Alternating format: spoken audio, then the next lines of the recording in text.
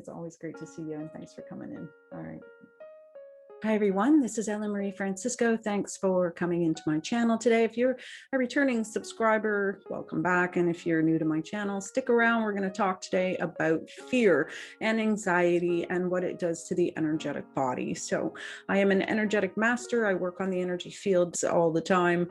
And I am a psychic medium and an energy technician, an energy worker. So I find that a lot of people get trapped in fear because they're just really vulnerable to outside forces. As an empath or a sensitive being, you feel things in the field all the time, but you may not have understood viscerally that not everything you feel is actually yours. A lot of times people will end up on my doorstep because they're having such anxiety or such fear that they're stuck in these little loops and they just can't get themselves out of them. And that's a lot of what this month has been about anyway, right? Like our fears are coming up, our fears are being forced into our own fields in one way or another, whether we're bringing it up organically through our own system or whether it's coming from influences from the outside world, relationships or work or just out in the world. So there's all of these opportunities where fear gets to plague you. And I often say to people, are you working your energy or is your energy working you? So if you're living with a lot of undue stress, a lot of undue anxiety, and a lot of fear day to day, then I would say your energy is working you, and that there's a lot of energy that's just probably ping-ponging all through your system, trying to find, some grounding somewhere in a way that it's, apparently going to be useful for you, but it's actually just going to mess you up, clog up your field of vision, and give you a ton of insecurities that you really don't need to take on. And, it's going to poke on your faith and everything else. Keep in mind that fear is usually not yours. Anxiety very often is not yours. Okay, so imagine you're this energy bubble, okay? You've got everything going on inside you, and then you've got this protective invisible sheath, the aura, that pretty much keeps most of your energy contained for the most part. Now, you're a sentient being one way or another, so you're going to be able to pick up impulses from the universe. They're going to hit your energy field and they're just going to kind of wobble in, and they're just going to, you're going to have to try to figure out, well, what is all this information? Is it mine or is it not mine? Those should usually be the first questions you ask yourself when you're feeling energies in your field. Are they mine or are they not mine? If they're not mine, then I need to move them out of my system so that they're not wreaking havoc. They're not getting into my head and spinning me full of lies. They're not getting into my heart and telling me untruths. They're not getting into my power centers and making me feel like I have no free will or any ability to exercise my free will. So, you have to keep energies that aren't yours out of your body, period, right?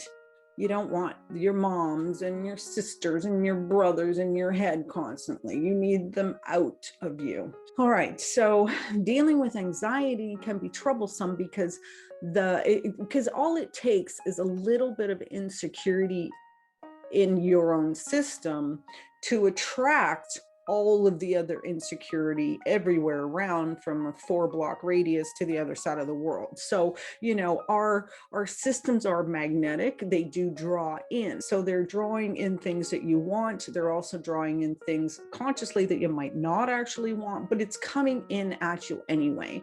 All right. So the bottom line is you have choice. Just because you feel some energy out there, it doesn't mean it's yours. Doesn't mean you have to do anything about it. You can just watch it go by. Right? Just watch it cross across your field of awareness and perception and let it go. A lot of times we just think, oh, we feel it out there, it's ours. If we feel it, it's ours. No, a lot of times it isn't. But don't be running around listening to your anxiety, listening to your fears. You can save yourself a whole lot of trouble Don't let fear get a hold of you, and don't let anxiety get a hold of you. They're really not yours, all right? But no, if you're starting to feel panic, if you're starting to have a hard time breathing because the anxiety is getting too much, then understand that you're a sensitive being and you're feeling other people's nonsense, not yours. So imagine what it's like.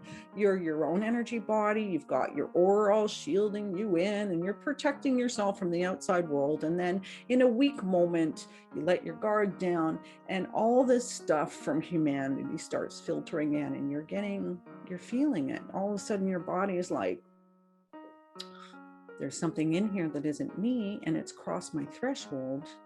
That could create some fear, because on a very deep level, your body and your energy, your pure energy, knows when it's been infiltrated. So that can cause some fear, that can cause some anxiety. Does that mean you're going to blow up and your whole world is going to fall apart and you're never going to be able to get that job and you're never going to find your soulmate? No, that just means that you're sensitive enough to feel the outside world, and good for you. Point for you. You've noticed. Does it mean you need to take it on? No. Can you just let it pass through you and just say hi and bye all at the same time? Absolutely. So don't think just because you're in a little dizzy that it's actually your energy that's doing it. Okay. So cut yourself some slack, work with what you've got. If you feel yourself in a fear cycle, because they're very loopy, fear and anxiety are very loopy. It's like cyclone, you're in, so you have to get out of your first chakra when you do that. A lot of that stuff is in first and second chakra, sometimes third chakra, but basically below the belt is where all of these fears and anxieties hang out. So anything that you can do to move those lower chakras is going to help you process and transmute the fear and anxiety. So you've got to get out of the lower chakras and either into your heart, where your heart truth is going to tell you there, you're fine, like it's okay, relax, you're gonna make it. Or you can put it into your throat chakra and start talking about it with positive explanations rather than indulgences into the negative. So instead of believing all your own BS that starts to come in, just let some of this stuff move off of you. It's not all yours. Okay. Another thing to do is get the body moving. You've got to get the body moving. Go running, cycling, swimming, anything that can get your core moving through that energy. Because a lot of times too, the fear and anxiety is trapped energy that hasn't moved. Like you just sort of brought it in from the outside world and you didn't know what to do with it, and you stored it somewhere, and all of a sudden you get a little seed of it, a little seed of doubt, or a little confusion, or a little unclarity, and all of a sudden, like, it's just this hurricane of new energy getting in your way. I don't really recommend you try to deal with your fears in your sixth chakra, because it's your third eye and your brain is still in there, you know what I mean? And a lot of times what'll happen is we'll see something through our third eye, and then it goes through our brain trying to make sense of it, and then before you know it, we're spinning out and we're going crazy. So I don't really recommend, unless you're really good with creative visualization, and you can train yourself to see better things in here, to transpose some of that energy that's chaotic and unsupportive initially. And essentially, I would recommend just trying to get up into the crown chakra, which is the faith center anyway. So you could be calling in your guides, you could be calling in your own divine energies, you could be mitigating, you could start bringing in color through your crown chakra to help mitigate some of this this dense black that fear and anxiety can be. Another thing that can help move a lot of that around is just forcing yourself to speak in opposites. So if you're getting a negative thought, then you need to immediately, before you can think the next thought, try to break that cycle and give it the antidote. So I am fat and ugly, I am beautiful and as thin as I can be.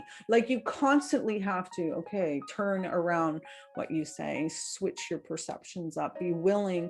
Like, it's calisthenics, right? Like, to be able to work your energy in a way that it doesn't allow the world to work you.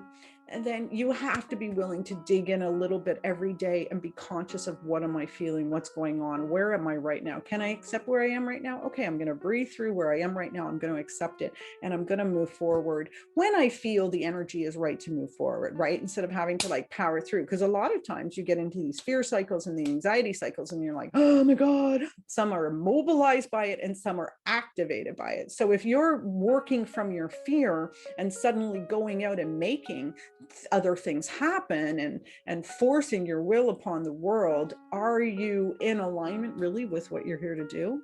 Like, do you think your higher self wants you to run around like a lunatic, being afraid of everything, putting things in motion? No, it's better to kind of take a sidestep, take a little bit of a back step, and try to get clear and get centered again.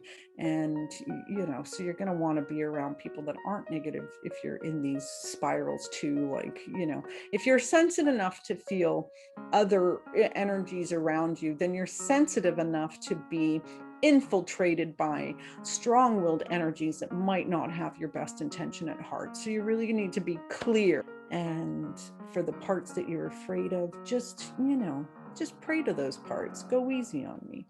I don't want to see everything at once. I don't want to know everything at once. I don't want to be so sensitive that I blow myself up, by being in this overwhelm. So yeah, get out of your way. Don't assume that everything you feel is yours to deal with. Okay, so thanks for coming into my channel. I'd love to see you, of course. And if you have comments or you want to hit the like button, I'd be happy to be well liked and take the encouragement. Check out my website, which is morphintoyou.com. I have classes and other things that you can tap into on my site that'll help you feel more grounded and more connected to yourself. Ultimately, and at the end of the day, if you can be the best you and have the most access to all that you are, then why would you not want that? And if the answer to that question is, well, because I don't want to outshine my peers that I'm hanging out with, or my family's not going to really like this part of myself, let life worry about them. You worry about you. Just be the best you. All the people that are going to feed you and support you are going to be part of your world regardless. So do the best with what you've got. Okay? Be good for now. I'll see you soon. I'll see you next week. Bye for now. So be good out there and take really good care of yourself. And it's always great to see you. And thanks for coming in. All right.